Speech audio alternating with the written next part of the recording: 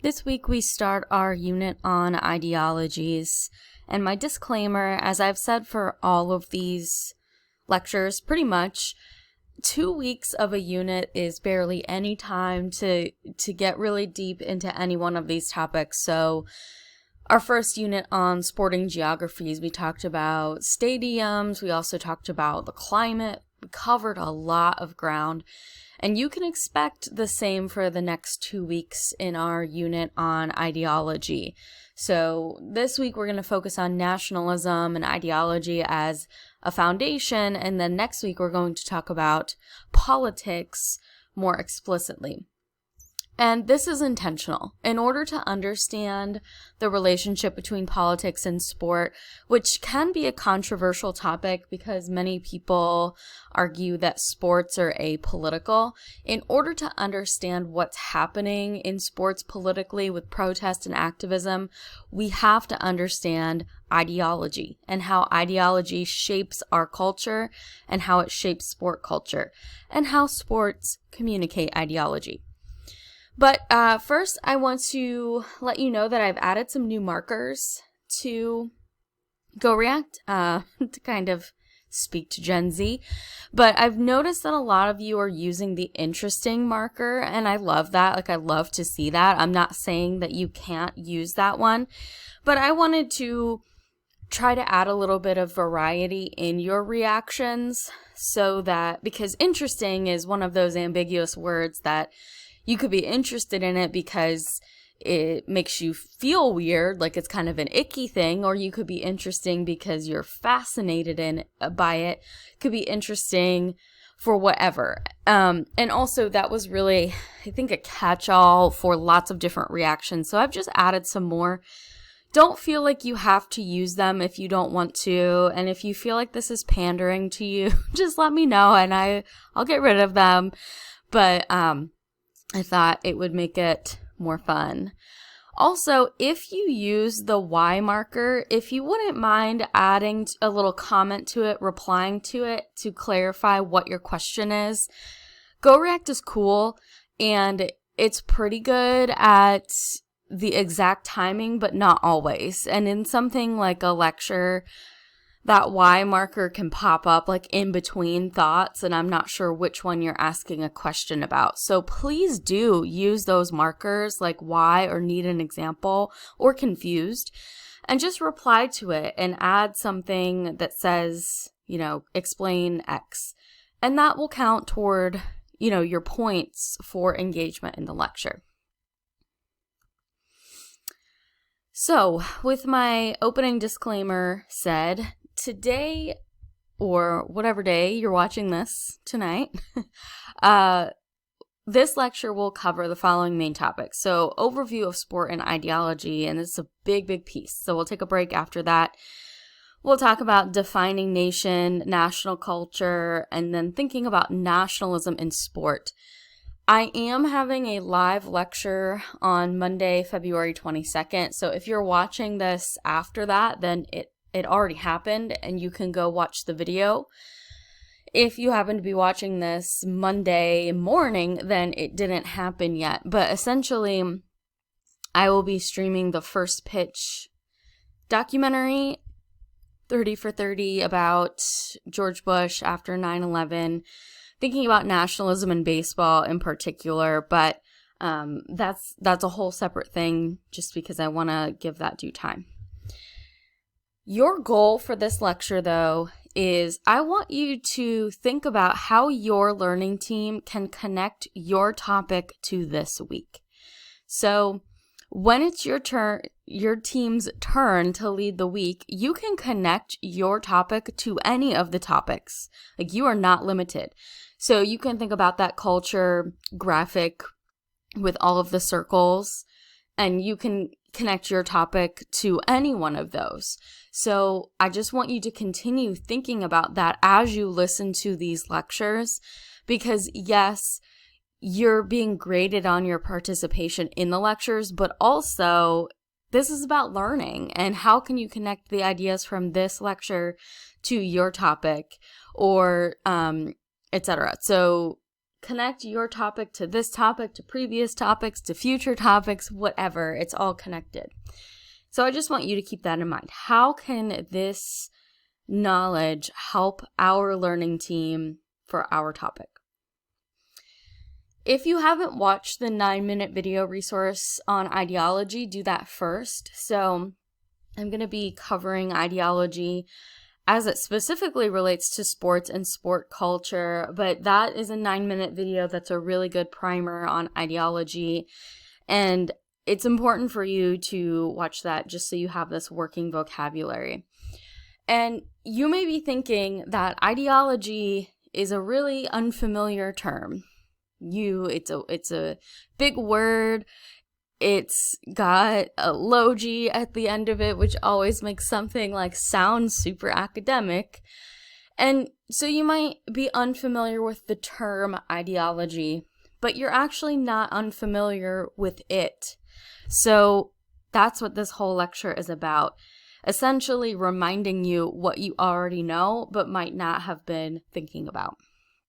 So I'm defining ideology as a set of ideas, beliefs, values, etc. that shape individual and collective experience. There are lots of different definitions of ideology out there. Some of them are super academic and really complicated. The best way I can boil it down is just it is a set of ideas. So it's not just one idea, it's a bunch of ideas that are all connected to each other with beliefs, values, etc. And I'm going to give you plenty of examples, so don't worry.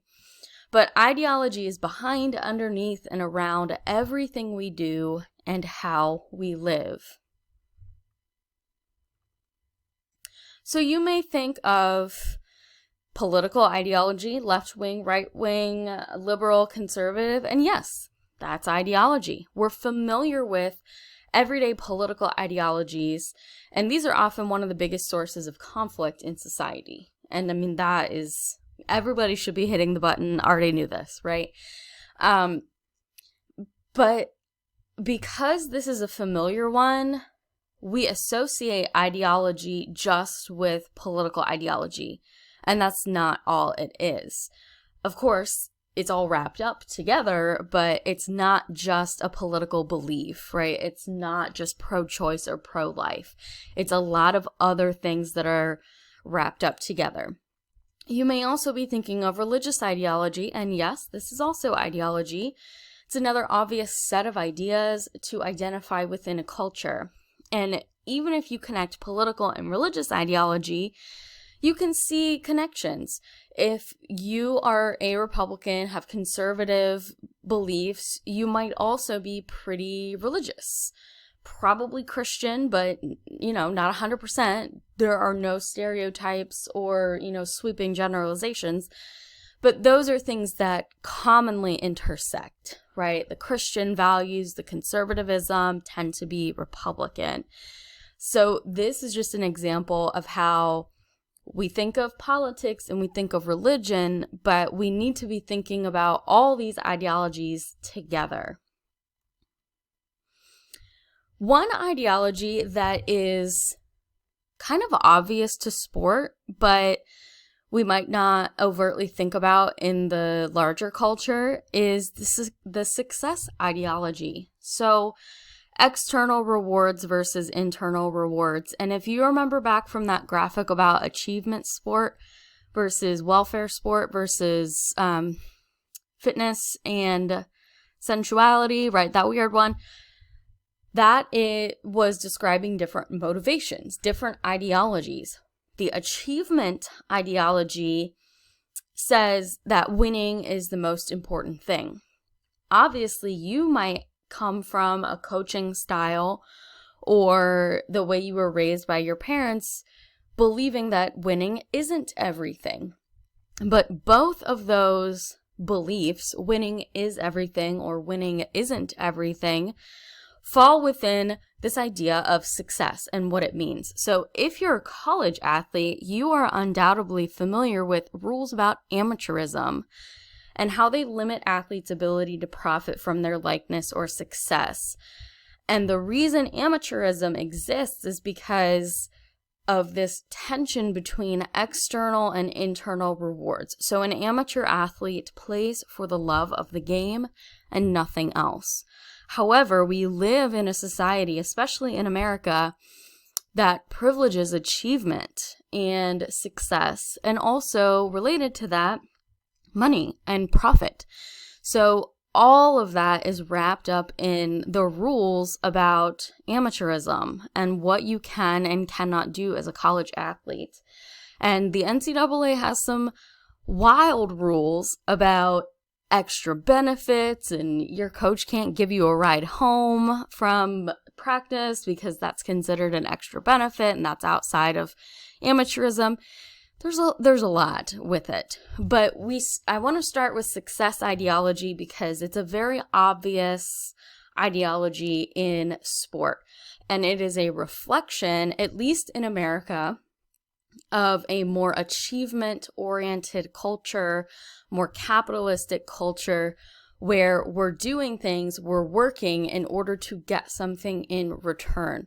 So you can think about scholarships as a form of compensation, though I'm obviously not even trying to get into the debate about whether or not that's ethical or enough, and it's not. Like, spoiler alert, it's not.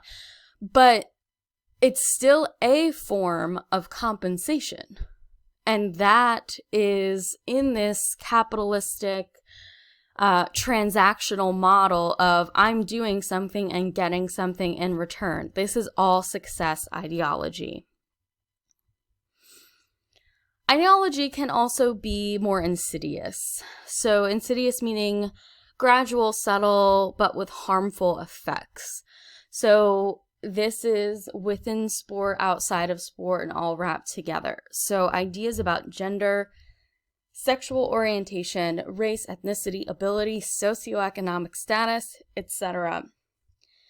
The ideas create written and or unwritten rules, expectations, and stereotypes about people who are outside of the default white cisgender male athlete.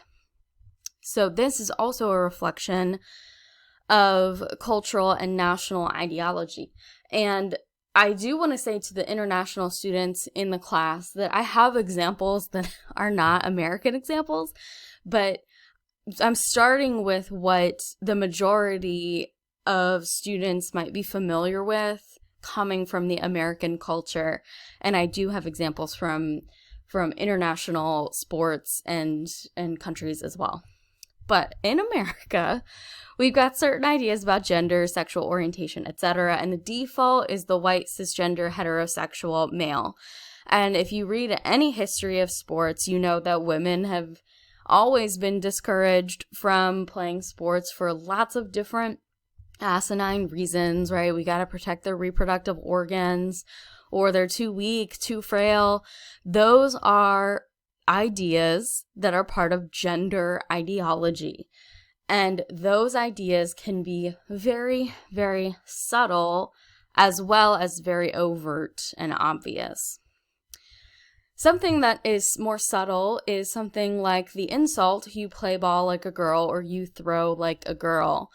What that says is that girls are weak, they are not as good, etc. This should be a pretty common knowledge stereotype. It's an insult. But in recent decades, there has been a lot of pushback against this insult coming from female athletes, from people with prominence, just generally society progressing and changing their beliefs about gender. Even if we've got some ones that are hanging on, beliefs about gender are moving in a forward direction. And I want to show you an example. Before I show you the example, another articulation of this, if you've not seen this movie, this is A League of Their Own, where the women, it's based on a true story about women playing baseball while men were fighting in World War II. And obviously it's a movie, it's fictionalized, but it expresses a lot about gender dynamics and stereotypes about female athletes. and female athletes being emotional, crying, that is a stereotype about women in general. And then we've got add them into the athletic context, they're too weak for it. And in sports, there is no weakness. There is no crying. And I don't know about all of you out there, but I've seen male athletes get emotional. So this is one of those stereotypes about emotions and femininity and masculinity that's all wrapped up in ideology. So you might be familiar with this ad, but I'm going to show you. It's just a couple minutes. And so this is an advertisement that is resisting this stereotype that if you do something like a girl, that it's bad.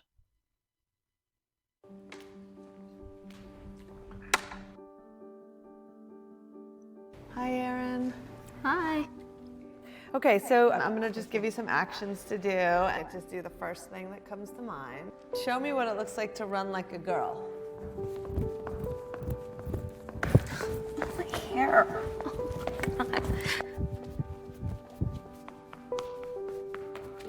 Show me what it looks like to fight like a girl.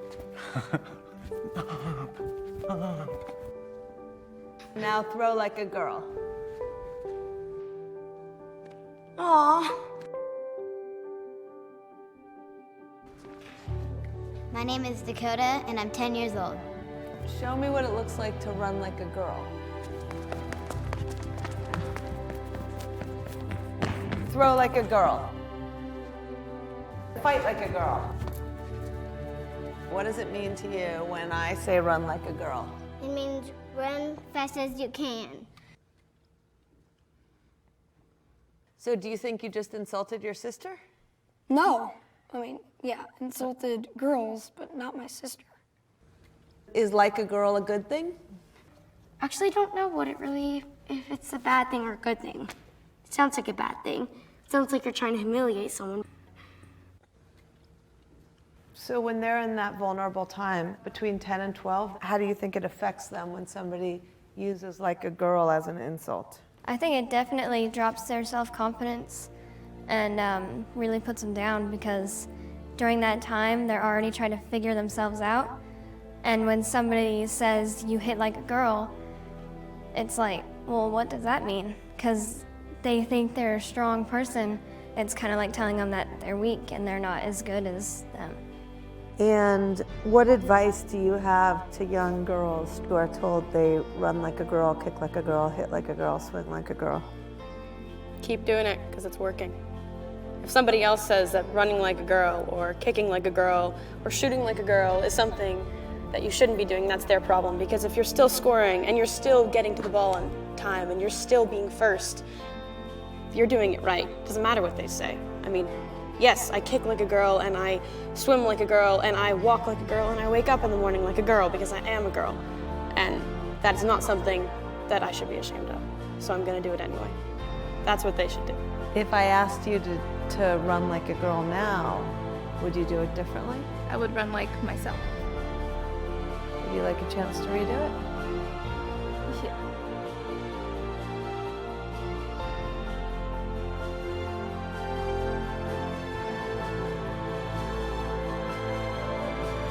Why can't run like a girl also mean win the race?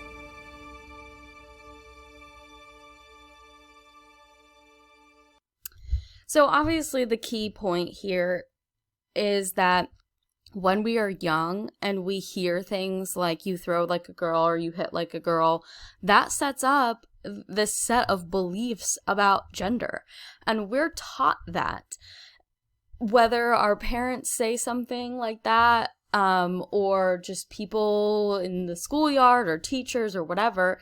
And it's my hope that that's happening less and less, but at least when I was growing up and before my time, I mean, that was just very, very commonplace to just insult boys and men by calling them feminine in some way.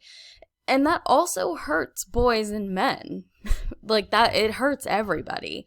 It's not about, oh, let's be sensitive to the girls and like not make them feel bad. It hurts everyone because it sets up an expectation where boys can't express their emotions. They can't have feelings. And then those boys end up having anger issues and aggression issues, and there's all kinds of harmful effects to gender ideology and gender discrimination and disparity. Another thing that's harmful to both boys and girls and all genders is the saying that boys will be boys. And it sounds cute, it sounds innocuous, and for all intents and purposes, it probably did originate in a very, neutral way, like boys playing, roughing up, getting dirty. However, this becomes problematic when boys hurt other people, especially women and girls, and the justification is, oh, boys will be boys. Like, that's just their nature. That is so harmful to boys and men. That is so, so harmful, because then we're setting up the expectation that boys and men will be rapists. And I don't think that's the expectation that y'all want to have about yourselves for the men in the class. Just as much as for the women in the class, how much it hurts to hear that as an excuse when you've been hurt by somebody. And this is something that we see in the sports world a lot. In issues of sexual assault on behalf of athletes, we hear, oh, boys will be boys. And that's justifying domestic violence. That's justifying sexual assault in the sports world for famous athletes that we're hearing about. And it's just very, very problematic. It relates to another subtle and embedded ideology, which is this notion of locker room talk. So if you're familiar, when former President Trump was on the campaign trail, he made the now famous remark, aggrandizing sexually assaulting somebody, and said that, just grab them by the, female genital area. And he said, oh, I didn't mean it. That was just locker room talk. And the point of me bringing this up is to not debate like Trump as a person. That's bracketed. The comment that was made was framed as locker room talk, as if that makes it okay, as if that makes that kind of talk in the locker room expected. So that's another expectation then that society has for boys and men who are playing sports, that when they're in the locker room, they have to talk like that. They have to talk dirty, and they have to be crude and talk about women and girls like that. And I don't know, maybe you do.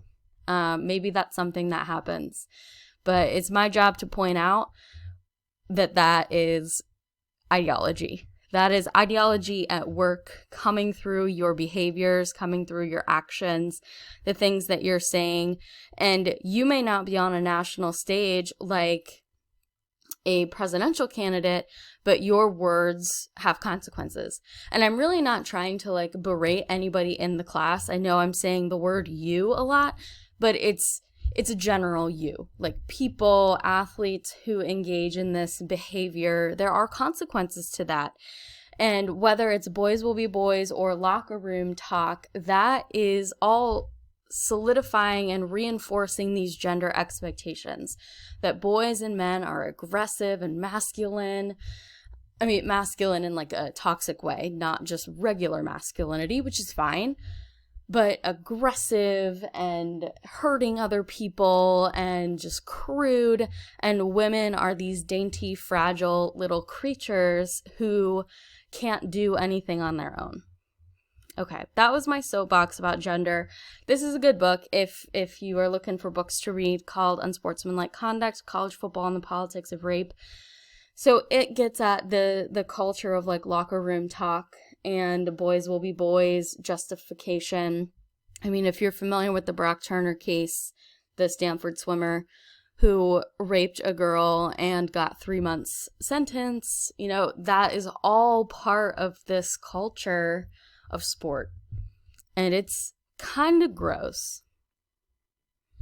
Similarly, we've got racial ideology. So I want you to think for a minute about this fact. The majority of NFL quarterbacks are white. The majority of NFL running backs are black. Why? And this is not some sort of riddle.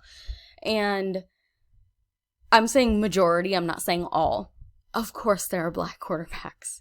Of course there are white running backs. This is a parity, a percentage issue. Why do you think that is? This is a rhetorical question. Well, there is a history of racism, as I'm sure you know, outside of sport, but it has also been deeply reflected within sport. And, you know, baseball was the first sport to desegregate, and we have just this history of black people, black men, really, because women weren't even allowed to play sports.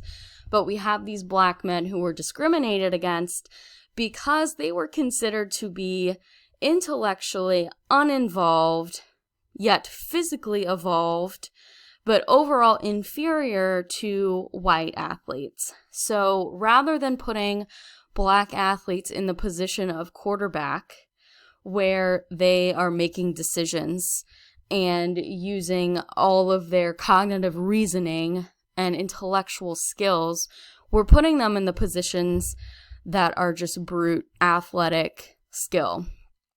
And while, yes, there is some truth to the difference in the positions, why are we putting one race of people in the position that uses the smarts and the other race in the position that does not?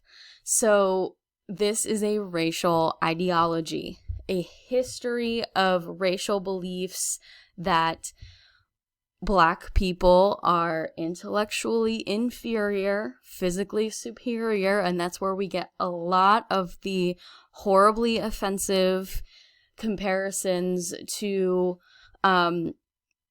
animals. I won't even say which one because it's just so horribly offensive, but that's where that comes from. And so a lot of people are like, I don't get why sports are political. But I mean, look at this, you know, just look at how ideology is manifesting in the sporting world and in the sporting culture. And again, there are black quarterbacks. We have Pat Mahomes, and you can name others in the chat. It's not that they don't exist. Of course they do. And of course we're making progress. I don't want to ignore that fact either. But this is the racial ideology behind the fact that there are fewer black quarterbacks than there are white quarterbacks. So as you can see, ideology can be pretty dark and ugly. We've got white supremacy, sexism, racism, rape culture, fascism, Nazism. Hitler's views about the Aryan race and superiority were deeply related to the sports and athletics program in Nazi Germany. So they are very much intertwined. Same thing in Russia, USSR, like ideology, political ideology is like explicitly connected to sports because sports are often a way for nations to prepare their military. So, I mean, in Nazi Germany, the athletes were preparing to be Nazi soldiers. So, yeah. But in the same way, you know, to not be so angry about it, sport and athletes can reject certain ideologies and combat stereotypes, and that's what makes it beautiful. Like that's what makes it fascinating and awesome, is that for all of the issues and problems within our culture and how those problems are reflected in the sports world, sports and athletes are uniquely positioned to change those things. So this came up in the week about climate change. You know, sports are something that unify us. We can all get behind it. And athletes have a lot of sway in society. So what they say matters, and how they are acting matters. And when we get to politics more explicitly next week with activism, it should be very clear at that point that those who are protesting it for whatever the cause is, you know, there are some obvious ones that we see in the news, but there are always different causes. Those athletes are using their influence in society to push back against problematic ideologies. I mean, if you think of the Nazi Olympics and Jesse Owens, a black athlete whose very existence at the Berlin Olympics was a protest. That was a protest of Nazi Germany. And then we've got the boycott in 1980 and the protest at the 1968 Mexico City Olympics. So for every political instance in sport, it's a reaction to or born out of ideology. And I apologize that I've left this swastika on the screen for that long. Okay, so other ideologies that, you know, we're going to get into nationalism, but can't get into all of these. Capitalism versus communism, nationalism and patriotism, which are slightly different. Aggression, militarism, war ideology. We're going to get into that with language later, and sports metaphors in politics and in war, and war metaphors in sport, so the reverse. American exceptionalism, amateurism versus professionalism, individualistic versus collectivist cultures.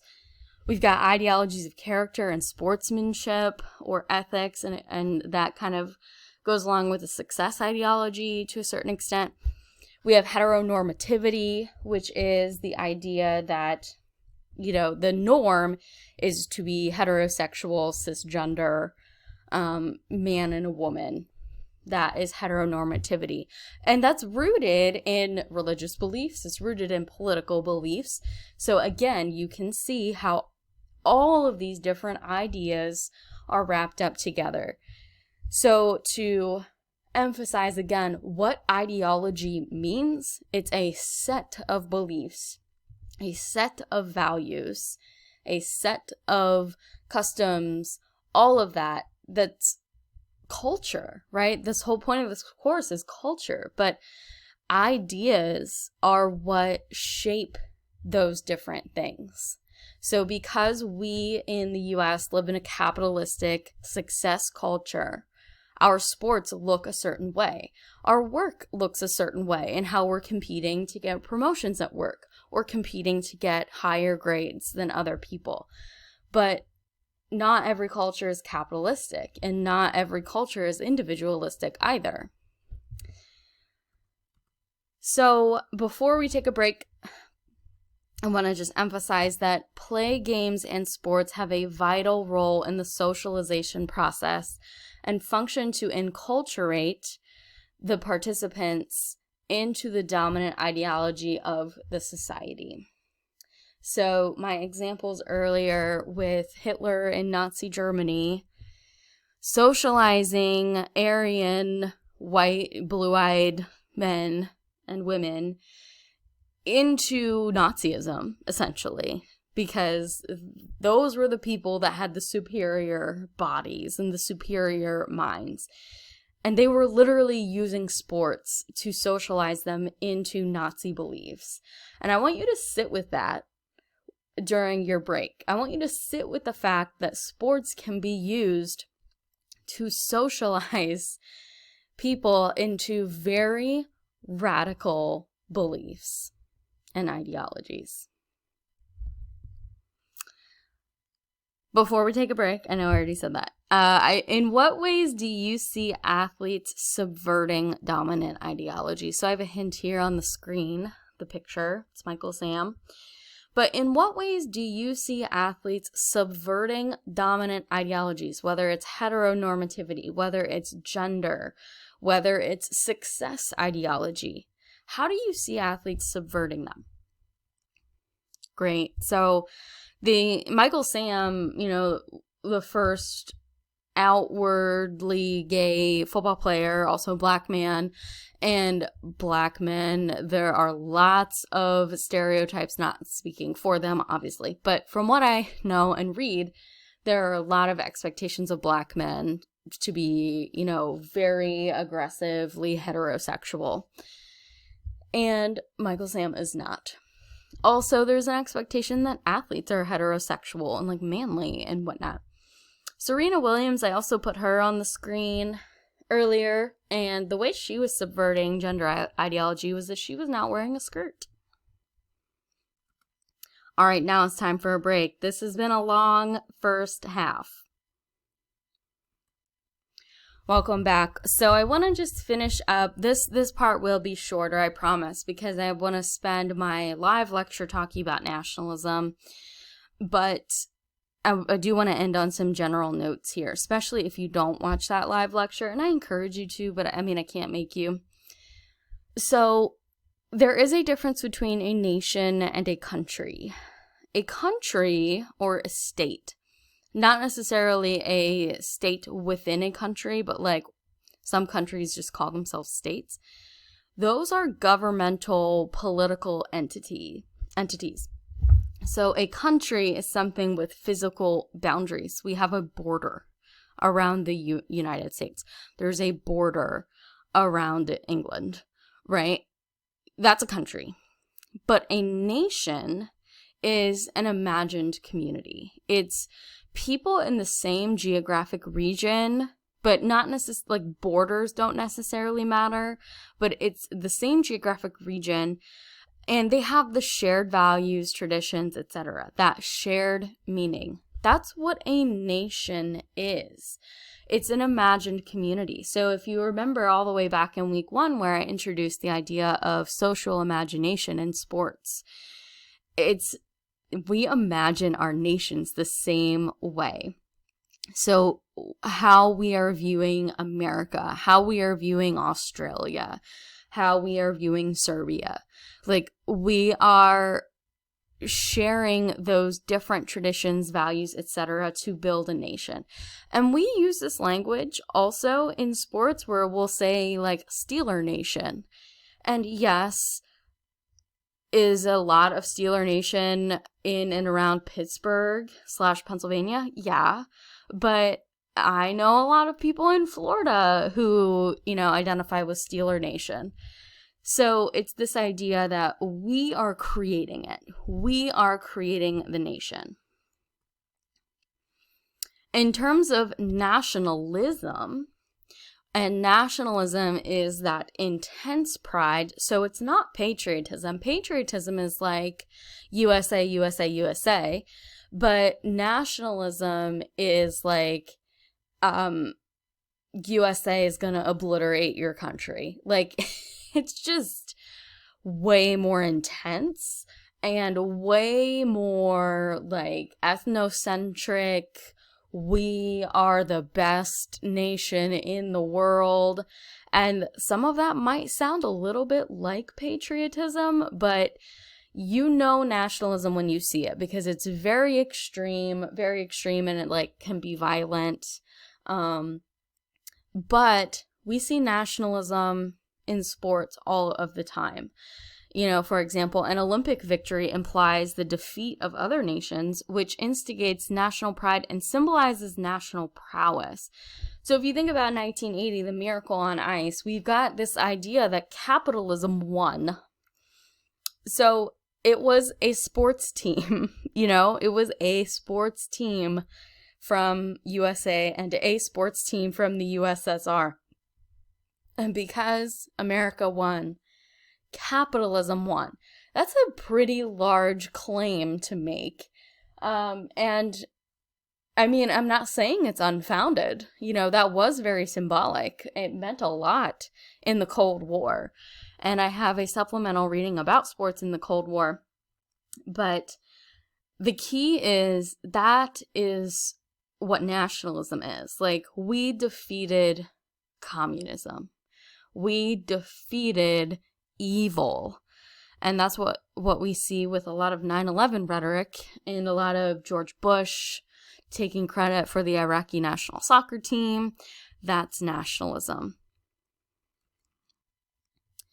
So again, this idea of imagined communities, to reiterate, all of these things are socially imagined. We decide what the food of our culture is. We decide what our beliefs are, what language we're using, what our rituals are. It's all part of this imagined community. So this is a short video. It's a few minutes long, and I have a question after it. So the title of this video is the World Cup an acceptable form of nationalism? Let's get into audience questions. First question, David, we've got the World Cup going on. Do you think the World Cup is an acceptable form of nationalism? In short, yes. In short, yes. And there's an interesting study which questions whether qualifying for the World Cup makes countries more nationalistic and even potentially aggressive towards other countries in their geopolitics. I am not a nationalistic guy, right? I don't think that it's anything more than odds, whether you're born in one country or another. I talk so often about how equality of opportunity varies drastically based merely on who you happen to be born to and where you happen to be born. I happen to be born in Argentina, so I'm a fan of the Argentinian men's national team, which was very prematurely eliminated from this year's World Cup. And actually now really none of the teams I like are left. But putting that aside, I recognize that although my potential was arguably the same, whether my family had stayed in Argentina or come to the United States, that my opportunity to exercise that potential went up drastically because I ended up in the United States. There's no doubt of that. And there's sort of this sliding scale of nationalism, and we tend to see the right much more favorably seeing the more aggressive and jingoistic forms of nationalism. I get into the World Cup stuff, and in a sense, you know, whether it's an acceptable form of nationalism kind of depends on your personal politics.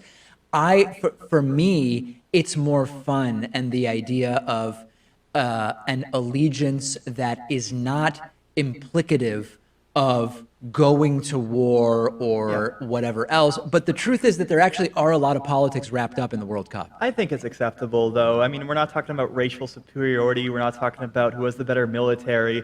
We're just kicking a ball around after all. And I think if you say that it's not acceptable, then our, state championships, competitions where one state goes against another within the U.S., is that going to be acceptable too? No, that's completely unacceptable. I think that opens up a whole door. That's completely politically incorrect, and there should be no pride whatsoever in your state. No, listen, I am not. I think that the left is often unfairly characterized as lacking all pride, and I hate to even use the term patriotism, but in a way, sort of accused of lacking patriotism. And I completely reject that. We talk about how when we criticize our healthcare system, it's not because we are unpatriotic, it's because we are trying to raise the country up to a higher standard. It's a different form of patriotism. And then when it comes to soccer, you can make the case that in a sense everything is political, that qualifying for the World Cup does create a sort of more aggressive geopolitical outlook. But I think that this is not a high priority, and there are much more concerning types of nationalism than merely saying, hey, my family's from Argentina. By the way, the U.S. didn't even make it, so I didn't even have a choice to make between the U.S. and Argentina.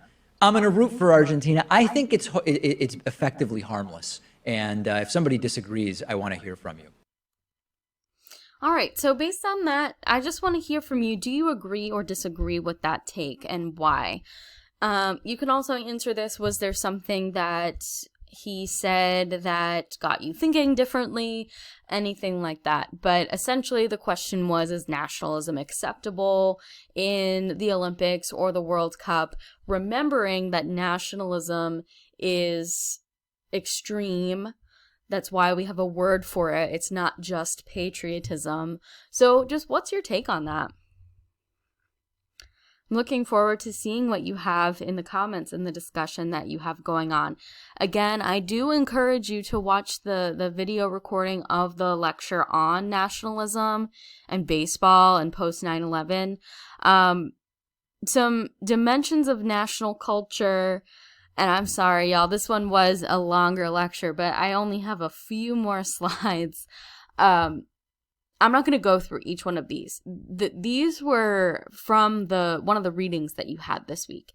Dimensions of national culture. And we can see these dimensions in sports. So very quickly, power distance. Is it high power, low power? Is there authority and hierarchy, or is there equality? Individualism versus collectivism. That's your 12th grade civics kind of understanding of ideology. Masculinity versus femininity, so the aggression versus the cooperation. Uncertainty avoidance has to do with how much we feel comfortable with the uncertain. And the example in sports culture is actually how we choose team captains.